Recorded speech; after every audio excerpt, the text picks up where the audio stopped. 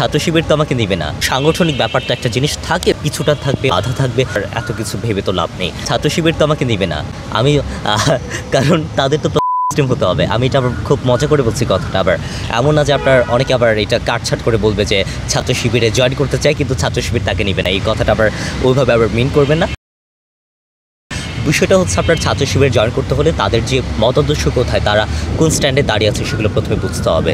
এবং সেই জায়গা থেকে আমি তো সেই জায়গা থেকে আমি তো তাদের দলীয় সংগঠনের সাথে আমি যুক্ত হতে পারবো না, কিন্তু তাদের সাথে আপনার কলাপ করে কাজ করা যেতে পারে যদি তারা সেই একই রকমভাবে আজ পর্যন্ত যেরকম সৎ সাহসী ভূমিকা পালন করছে এরকম যদি হয় তাহলে yes I am with them. But যদি তারা যদি ভূমিকা পালন করে, তারা যদি কোনোভাবে খারাপ দিকে যদি চলে যায় তাহলে আমি তাদের সাথে নেই। যেখানে ব্যক্তি মানুষগুলো জয়ী হয়ে এসেছে, যদিও হয়তো বা আমাদের প্যানেল থেকে আপনার 23 জন জয়ী হয়ে এসেছে, কিন্তু তার মানে এই না যে এখানে আপনার পুরো প্যানেলের একটা রাজত্ব থাকবে বা ভিপিজিএস এইচএসের একটা রাজত্ব থাকবে। এখানে যার যার মতো মানুষগুলো কাজ করছে, কিন্তু সাংগঠনিক ব্যাপারটা একটা জিনিস থাকে। সো আমাদের বিভিন্নভাবে আমরা যে সকল বিষয়ে আমরা কথা বলবো না বলবো সিদ্ধান্ত নিব, সব বিষয়ে আমরা আলোচনা করে সিদ্ধান্ত নিই। ভালো কাজ করতে হলে সেটা আপনার অনেক কিছুটা থাকবে, অনেক কিছু থাকবে, বাধা থাকবে, সে জায়গায় আপনার এত কিছু ভেবে তো লাভ নেই।